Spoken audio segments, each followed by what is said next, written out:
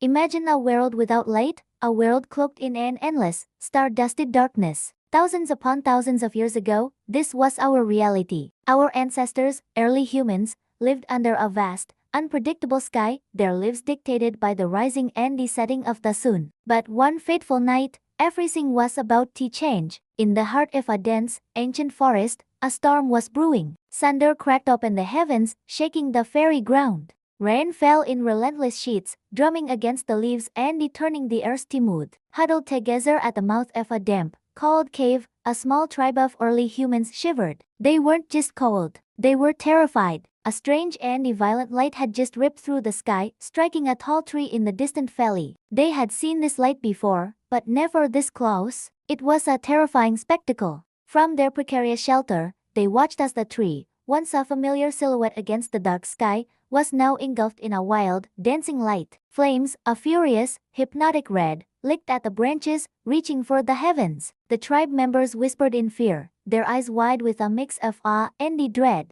This was a power far beyond their comprehension, a force of nature that was both destructive and mesmerizing. Among them was a young man, part of the hunting party. His name was Aru. While the others recoiled, their instincts screaming at them to hide, a different feeling stirred within him. Beneath the primal fear, a powerful curiosity sparked to life. He saw more than just destruction in those dancing flames. He saw something else, something new. He saw heat that could push back the beating cold. He saw light that could pierce the oppressive darkness. He saw a raw, untamed power. As the storm finally began to recede and the rain softened to a gentle patter, a decision formed in Aru's mind. The elders and the other hunters shouted warnings, their voices filled with alarm. They gestured frantically, trying to pull him back into the safety of the cave. But Aru's gaze was fixed on the glowing spectacle in the valley. He had to get closer. He had to understand. Ignoring their pleas, he began to move, his steps cautious but deliberate.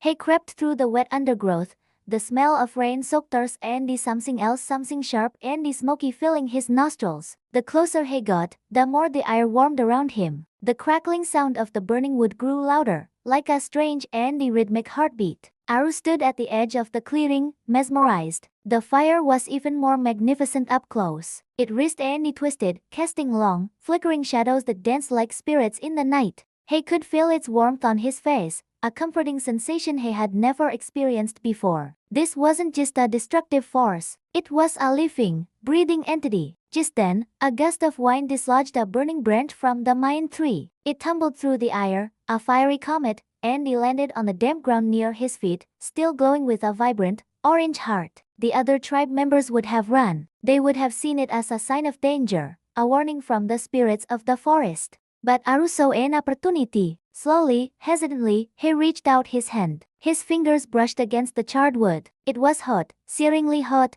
and he flinched back with a sharp intake of breath. His skin smarted from the contact, but he wasn't deterred. He tried again, this time more carefully, wrapping his hand around the cooler end of the branch. He lifted it. It was heavy, alive in his grasp. The small flames at the tip danced and swayed, casting a warm, golden light on his face. And in that moment, as he held this piece of the sky in his own hands, a slow smile spread across Aru's face. It was warm, it was beautiful, it was life. He had captured a piece of the storm. Carrying his precious torch, Aru returned to the cave. His tribe stared, their fear now mixed with utter astonishment. They watched as he placed the glowing branch in a sheltered corner, the light pushing back the shadows that had been their constant companions. The cave, once a cold and foreboding place, was suddenly filled with a gentle, flickering warmth. That night, for the first time, they did not shiver in the cold. For the first time, they felt truly safe. That single act of courage marked a turning point for humanity. The world would never be the same again. Aru, driven by his insatiable curiosity, began to experiment. He learned that the fire needed to be fed. He discovered that dry twigs and the leaves would coax the glowing embers back to life, while damp wood would only make it hiss and smoke. Keeping the fire alive became his sacred duty, a responsibility he guarded with his life. The tribe quickly learned the benefits of their newfound companion. The constant flame kept the darkness at bay, extending their day beyond the setting of the sun. The warmth provided comfort during the coldest nights, but most importantly, the fire was a guardian. The fearsome predators of the night, the cave bears, the saber-toothed cats who had once hunted them in the dark, were now terrified of the dancing light. They stayed away, their menacing growls fading into the distance. The fire had become their shield. One day, after a successful hunt, a new idea sparked in Aru's mind. He had watched pieces of meat accidentally fall into the fire before, charring and burning into something unrecognizable. But what if it was done on purpose? He skewered a piece of fresh meat on a stick and held it all for the flames. The others watched, skeptical and a little frightened. The meat sizzled and popped. Its color changed from red to brown. A strange, savory aroma,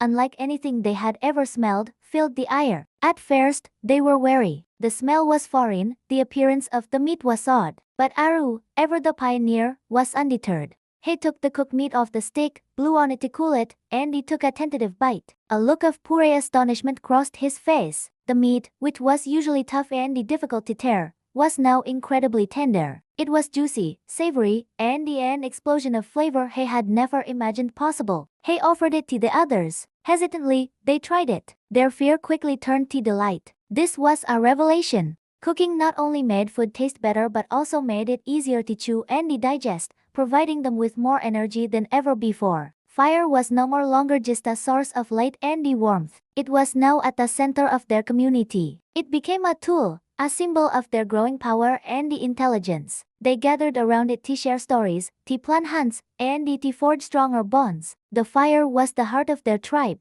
This single discovery, born from one young man's curiosity, set humanity on a new course. From that initial fear of the lightning strike came a monumental discovery. From that spark of curiosity came the foundations of civilization. That first fire was more than just heat and light. It was the moment humanity stopped being merely at the mercy of nature and began to shape it to its will. It was the first step on the long, incredible journey of human progress. And from the embers of that first, tamed flame, the story of who we are today truly began. Thank you so much for joining us on this journey back in time. If you were fascinated by the story of our ancestors and the discovery of fire, please give this video a thumbs up. And don't forget to subscribe and hit that notification bell so you won't miss our next exploration into the incredible history of humankind. We'll see you in the next video.